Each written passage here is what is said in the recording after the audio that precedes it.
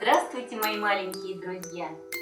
Я очень рада встрече с вами. И сегодня по просьбе Саши Кротовой хочу рассказать вам сказку Сергея Козлова «Разрешите с вами посумерничать».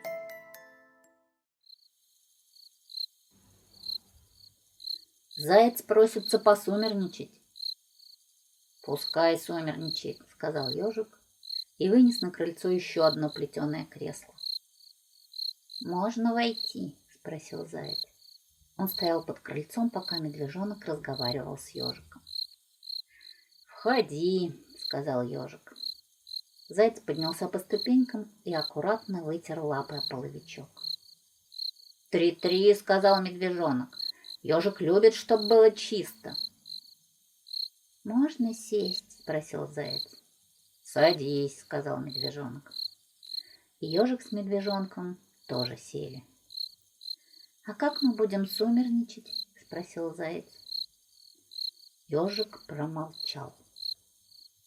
«Сиди в сумерках и молчи», — сказал медвежонок.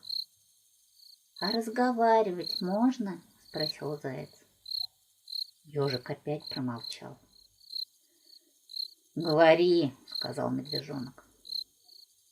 «А я в первый раз сумерничаю», — сказал заяц, «поэтому не знаю правил. Вы не сердитесь на меня, ладно?» «Мы не сердимся», — сказал ежик. «Я как узнал, что вы сумерничаете, стал прибегать к твоему, ежик, дому и глядеть вон из-под того куста. Вот думаю, как красиво они сумерничают, вот бы и мне». И побежал домой, и стащил с чердака старое кресло, сел и сижу. «И чего?» — спросил медвежонок. «А ничего, темно стало», — сказал заяц.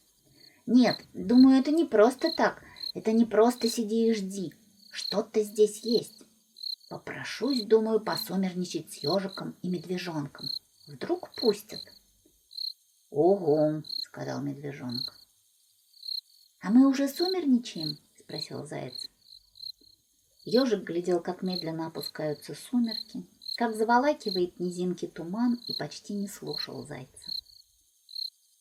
«А можно сумерничая петь?» — спросил заяц. Ежик промолчал.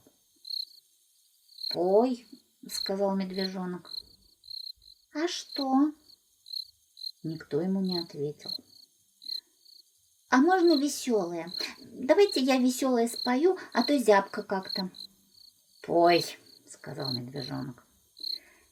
«Ля-ля, ля-ля-ля-ля!» — завопил заяц. И ежику сделалось совсем грустно.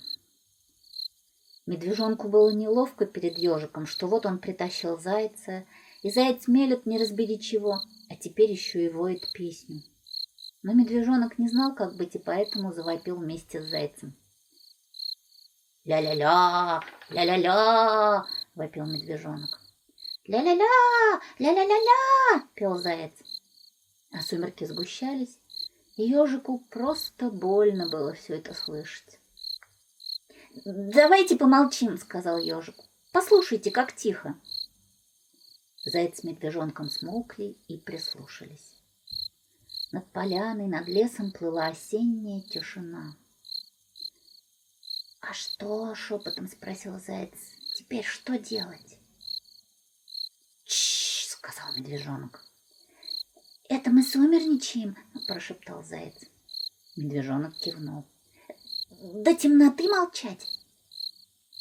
Стало совсем темно, и над самыми верхушками елок показалась золотая долька луны. От этого ежику с медвежонком вдруг стало на миг теплее. Они поглядели друг на друга, и каждый почувствовал в темноте, как они друг другу улыбнулись.